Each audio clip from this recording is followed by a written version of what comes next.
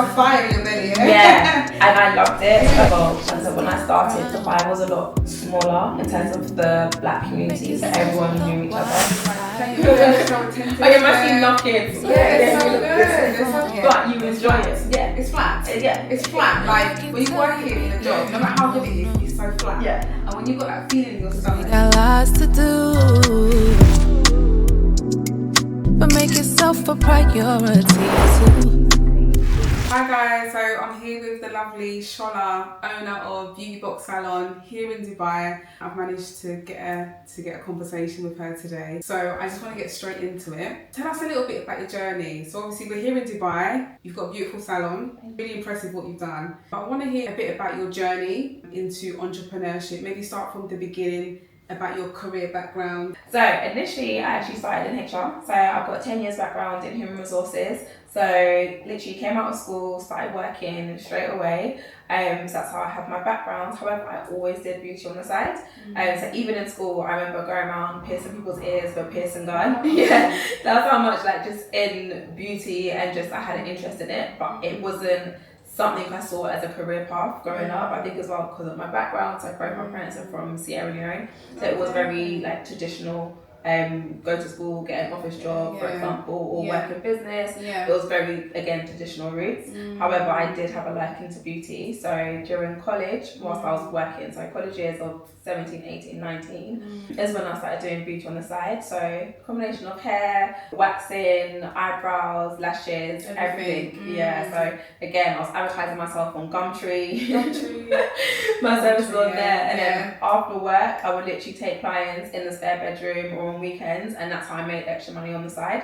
And then similarly with hair, again, just doing my own, doing friends, doing family members. So that is how I initially got into beauty. When I moved to Dubai, I was still working in HR. Applied for a job out here in HR. Yeah. The move. So it's very, very fortunate. I would say I came in 2018. Okay. So 7 years ago now, and it was completely different to how it is now. I would definitely say jobs were a lot easier to get in terms of as long as you had some sort of degree or master's in the background in something, you were able to get a decent job. And then unfortunately the pandemic hit. So after the pandemic, like a lot of people around the world, not just here, a lot of us got made redundant. So that was the situation. So COVID made you redundant here? COVID made me redundant. It was quite difficult where it wasn't a smooth process. Whereas here, if you got made redundant, you would, for example, receive the letter on a day, and that would be it. You would go home. On the day? And that would be the end of it. Yeah. So you'd get the settlement at the end. As well, working in HR, it was a massive shock to me, being the one that went from making those calls, making to receiving it now, to then receiving it. It was kind of like a massive shock to the system. However, I feel like everything happens for a reason. Absolutely. Probably one of the best things that happened in my life, especially career-wise. Did I think I'd be a full-time salon owner now? No. Of course, wow. Where was your mind at when you got that letter to say, okay, cool, that's it, Shola, you're made redundant now. Your visa's obviously going to get cancelled. Yeah. Where was your head at? My heart was in my stomach, to be honest. I definitely felt sick. It wasn't a nice feeling. Yeah. Like I said, I'm fairly organised, so I went with someone that had their whole life planned out, thinking, oh yeah, one day I'm going to open my HR consultancy. Okay, so that's where your mind was at. To know like, okay, what am I doing? Like, what is my plan B? Again, we're made redundant in the middle of a pandemic where there aren't jobs. No, you know, so what do you do at this point? Did you go back home? I went home for a bit, so I went home for, I want to say around a month or so. Just to be fresh, because again, I didn't know what I wanted to do. Again, I still had my car, still had my apartment, but I still had bills that needed to be paid, as well as trying to manage myself and my livelihood. So I went home for a little bit just to kind of refresh.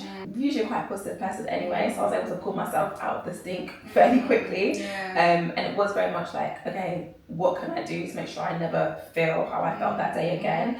And it was full-time entrepreneurship.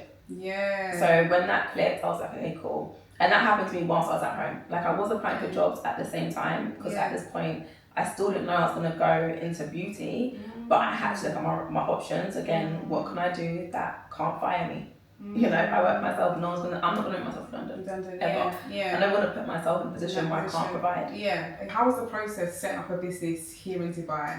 What was it like? Okay, so whilst I was home, spare bit of cash that I did have, so I did get some settlement. Didn't last very long. Like I said, once I paid my bills, and here rent is paid quarterly. Yeah. So as you can imagine, most of my money was gone. Yeah. That's a big chunk. Literally, so most money was gone when it came to pay my rent. Like the last couple of car notes that I had, the remaining bit I actually used, and I want to say I brought 5 or 6 wigs, one of each texture, so body wave, straight, I want to say a deep wave, 613, and a couple of bundles. Okay. Wait, you brought that from the UK with you? So for one of my wholesalers in China, Yeah. so literally straight on Alibaba. Yeah, wow. And again, that was me thinking, okay, let me try and flip whatever cash that I have and literally, hustle. So I did that, customized some of the wigs. So I remember, like, again, luckily I have quite a few friends that are into like modelling, so I kind of reached out them into social media, so I reached out to them as well, like, let me do your hair, like I will come to yours, I'll do your hair. And I remember I made, I think I had an orange wig, a blue wig, and a couple others, and I literally just installed them to some of my friends. We took content and posted them, and then as well after that, from that money I was able to generate, then bought some wax sticks, edge controls, put my branding on it, and so that you were was just hustling, reinvesting. Literally. You're clearly interested in Dubai and entrepreneurialism. Well, I've got an event coming up on the 3rd of May which focuses on just that. We're going to be based in the Middle East in Dubai, focusing on entrepreneurship. What is your dream? What is it that you want to achieve in life? Do you feel like you've hit a glass ceiling? Well, we're going to smash through those glass ceilings on the event. It's your opportunity to stretch and challenge yourself and meet like-minders. See you there. Booked my flight back to Dubai, and I was then headhunted for a HR role. Okay. Yeah, luckily in Abu Dhabi, did it for about a month, and then was like, no. Why did you say no to that? Because obviously that's security, that's a job. Why did you say no? Because I did it for about a month, and one of the 2 reasons why I said no. One, I had the taste of freedom, of fully working to myself, and even though it was hard, again, I didn't have the stability, I just thought I needed to give it my all. So again, I don't know, I feel like entrepreneurship, full-time entrepreneurship anyway, awakened something in me that I didn't know I had. There's a certain drive and just... It's like a fire in your belly, and I loved it. Like I said, as much as I love the stability of going at this time, coming at this time, and here I worked in schools as well, so just imagine getting so much annual leave. Absolutely. I loved it. I used to be a teacher before I went to business school. So you know, I get it. all these days off. Of course. Unnecessary days off. But you enjoy it. Yeah. It's flat. It's flat. Like when you're working in a job, no matter how good it is, it's so flat. Yeah. And when you've got that feeling in your stomach, I don't know how to describe it. Yeah. You just know when you're made for more. And it was that, it was that I couldn't let go of. So that's the main reason why I was like, hand in my notice. And 2, I personally can't do that drive from Dubai to Abu Dhabi. Yeah, that's true. That's about an hour, isn't it? It's an hour drive, which is nothing back home. But here, we're now in your baby beauty box. It's been 2 years now. Yes. What would you say has been like your biggest challenges, I would say, in entrepreneurship in general? Entrepreneurship is glamorized a lot. People don't really understand the reality of working for yourself and the amount of pressure that comes with that. So what would you say? I know it's probably loads coming to mind, but you know, a few that you'd say are some of your biggest challenges that you've had being an entrepreneur. I'd say probably one of the biggest challenge, and I've heard other entrepreneurs and entrepreneurs, etc. speak about it a lot, and I think it's the loneliness that comes with it. And when I say loneliness, it's kind of no one really understands your journey, especially if you come from a corporate world where again a lot of your friends are working and like, oh yeah, I see what you're doing, it's really, really hard, but they don't really understand how much actually falls on your back. Yes. Like, again, it's everything. As lovely as it is having staff and friends, all these things, but it's my responsibility to keep these lights on. Right. At the end of the day, like my staff can leave today, and I still have to make sure all the bills are paid and that business is still running. This is not just their livelihood, but it's also mine. So I think that's probably one of the most challenging things is again how much responsibility it is, and I don't think anyone even though you know, I don't know how prepared you can be for it. Because again, you never know what might happen on what day. I mean, I've had calls from security here at like 11 o'clock at night telling me that I've got a burst pipe. Do you get what I mean? And it's me that has to deal with that. I don't get to call the caretaker as I would if I was still working in the office to be like, oh, someone else going to no, it's me that has to handle that. And how have you found the Dubai market? You know, from what I see, you know, you make it seem so seamless. You're very well known. People know you. People respect your graft and what you've set up.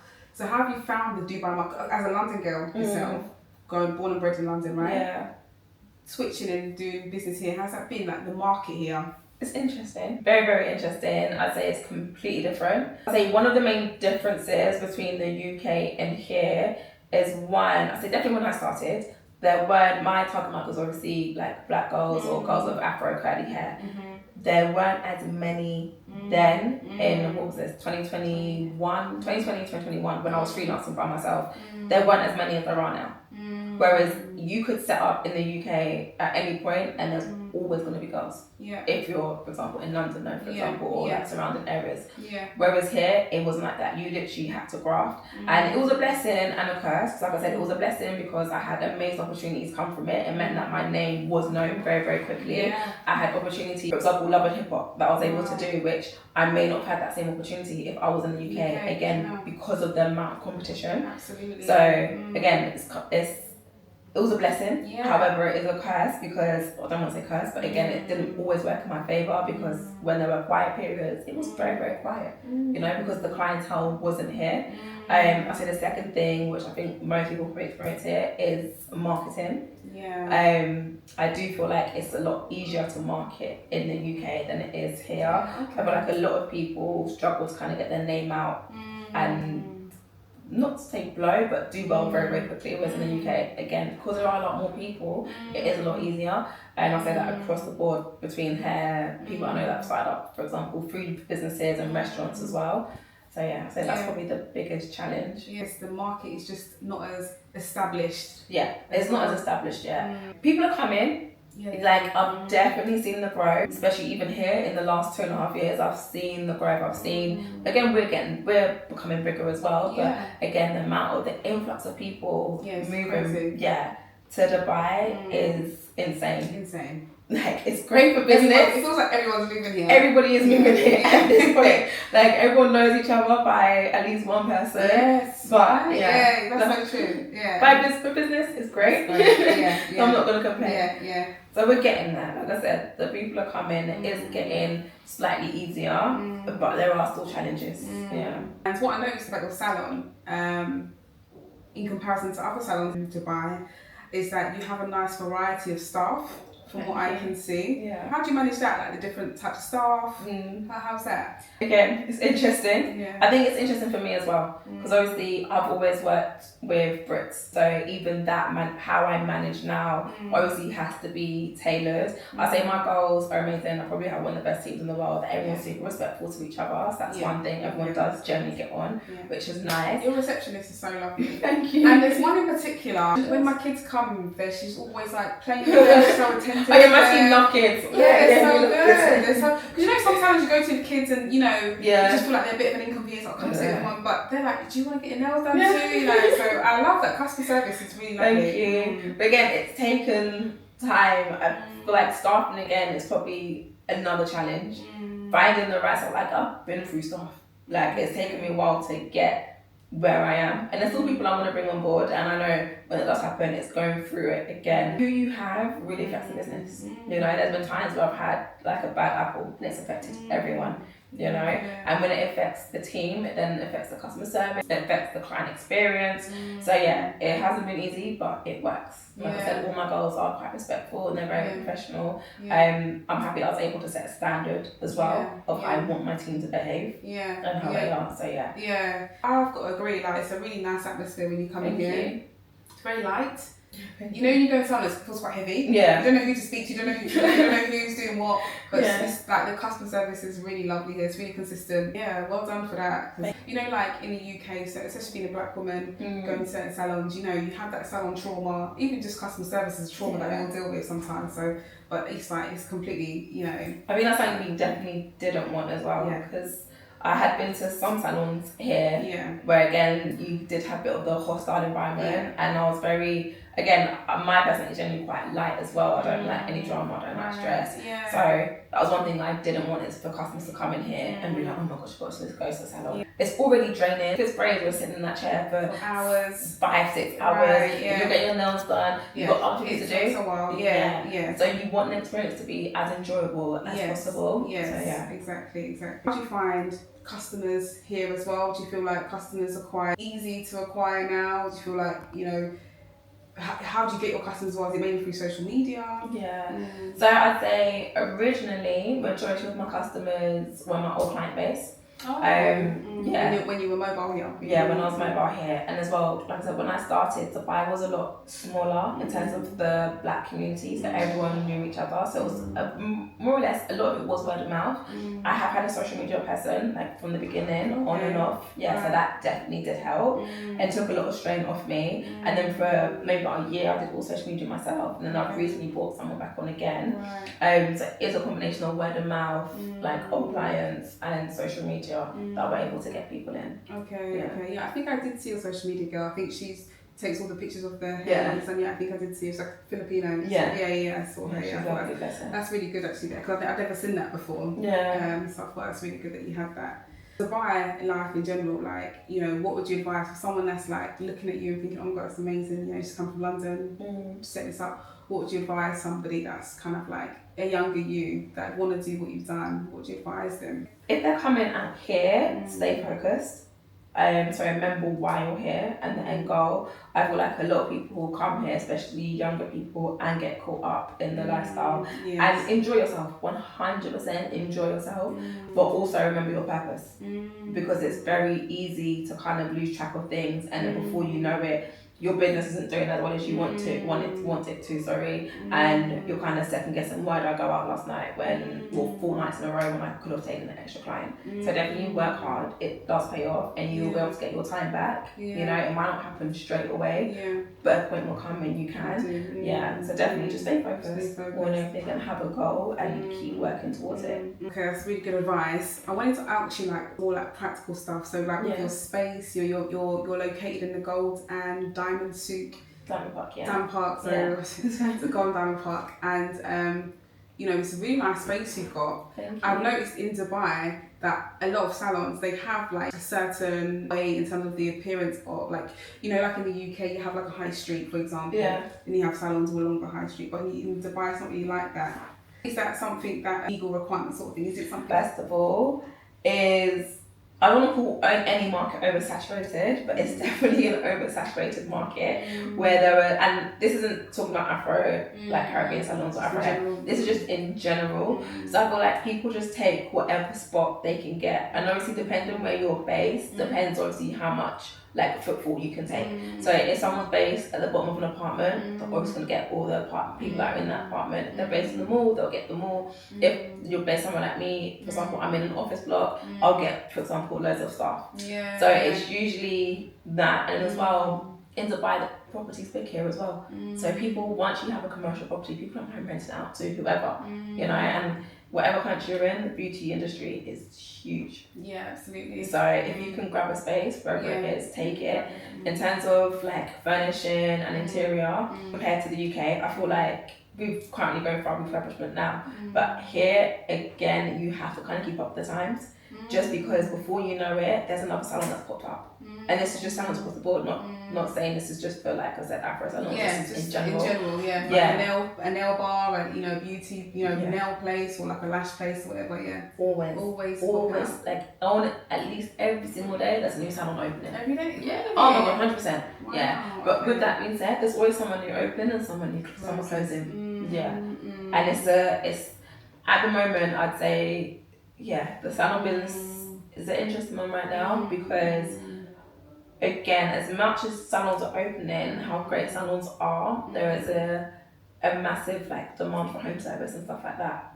Where right now, because everyone wants to come over to buy, a lot of people are doing home service. So whether it be legal or illegal, people are doing it. What's the future for you guys? Have you thought about having like a home service branch, or is it something you want to keep this salon environment?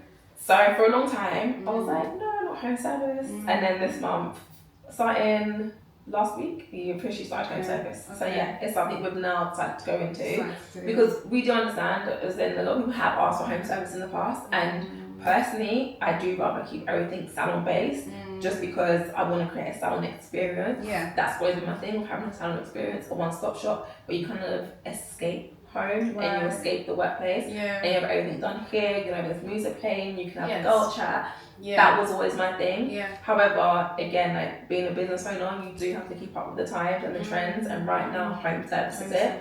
So it's now catering to the people that do live further out, that or have kids, for example, that can't make the salon, you know, and just want their services done. So my girls will go, bring their trolleys, their equipment. Do their thing. Yeah. So it's still similar in terms of still a one-stop shop. You still have your hair done and your nails and everything at the same time. Yeah. But this have the addition of potential home service as well, and I think that's a good idea. Yeah.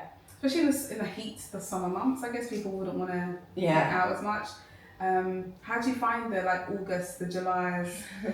How's that? I love the heat. I'm used to it now. I honestly love heat. So it's not a problem. But what I always say to people is you're not actually in the heat. Right. By the time you come up your apartment that has AC, you go into your basement where your private part with AC, and then go into the mall with AC. So you actually been in the sun unless you're crazy and still go to the beach. You don't actually feel it. You don't feel it. No. Yeah. And would you say business is affected by that, or is it not really affected by the seasons? Not anymore. Not anymore. I would say my first year, or not even just even when I was freelancing, yes, because all expats would go home for summer. Everyone would go home for summer. Now, no. I feel like, again, a lot of tourists are coming here over summer. Again, they don't really mind the heat. Flights are cheap, hotels are cheaper. They just have the Dubai experience. They will happily come in summer. So last summer, we still did really, really well. And we had a lot of tourist customers. So it worked. So it was a fine balance. It was a nice balance, And again, a lot of expats are actually staying here as well. You also have other services that you provide. You do mentorship. And, you also help people that are moving over here as well. Tell a little bit about what you do to help people coming up in the industry. We got into coaching, I want to say around about this time last year. So it would have been during Ramadan last year. So just after, about around March, April, when I initially got into it. And one of the reasons is because I used to be based at the salon full time. And every day I was literally coaching. Literally. But it ended up being basically for free. Like anyone could ask me anything here. And even till now, if someone comes in salon, they have any questions for me, they can literally just ask me and I will tell them. And I realised how many people actually want to start a business in Dubai or want to move to Dubai. And again, I've been here for 7 years. And I've done it. I've done it from scratch. I started this place with no PRO, like I was going to the government buildings every day, getting the papers signed, making payments, etc. All the visas that I've done for my staff, apart from the What does PRO mean for those that don't know? So your PRO is someone that basically goes out and runs your errands, so goes to the government buildings, does negotiations. When you do your visa and everything. That's the person that does that, that's your PRO. But again, because I had the HR background, I already knew how to do these things. Which is how I was able to set up here myself. And obviously before I had Beauty Box, I had my business was Show Hair. So that was when I was freelancing by myself, that was the business name. I did all of that by myself. So again, I had the knowledge, I had the experience. I was like, okay, I actually need to put this into a business now. Beauty Box is doing its thing. Where again, I need to be here, but it's not requiring as much of my time because again I've got a receptionist. One of my hairdressers is like a senior hairdresser, she manages as well. Everything was flowing the way it needed to. So now again I support people in coaching, so anyone wants to start a business, and then I also do support if anyone wants to move over here. So again, help you do the visa process and move in, etc. And you're probably going to get an influx because of the amount of UK people that need somebody, especially it's nice to have somebody that is UK as well, because you get other nationalities doing it, but I think it's the real shot when you hear somebody that's just like yourself that's moved here and the trust is there already. So I think that's a good service to provide to those, a good person to do it. Thank you. So what is the future for you, for Beauty Box, for you here in Dubai, in Middle East? Yeah. What's the future looking like for you? I love the Middle East, so when I leave, I don't know. You're not intending to move back to London? No. That I know I have no intention of ever going back to the UK. Wow. I'll do holidays every now and then to like see family and friends, etc. But moving back, I can't imagine it. No. There's nothing for you back home. Obviously, you still with your family. Still family and friends. But I spent more of my 20s here than I have there. So again, like I've become a woman here. Absolutely. In a weird way. Absolutely. So it's got a special place in my heart. In terms of business, again, like any business, we do hope to expand. Obviously, generate as much money as we can. Obviously, just like again expand the brand more than anything. Make it again a household name, because there are some people that still don't know about Beauty Box, or there are people that know about Beauty Box but think we just do lashes or that we just do hair. So it's letting them know that no, we actually do lashes, we do hair, we do semi-permanent makeup, we do massages, we do threading. There's so much other stuff that we do. It's been a really good interview. I could probably ask you like loads more questions, but I want to be here all night.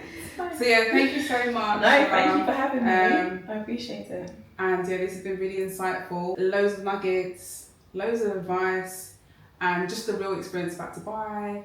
And so I'm really grateful for your time. So thank you so much. Thank you for reaching out. Sister, it's okay to take time out. Thank you so much. Tie it just to your crown. Make yourself the wise type.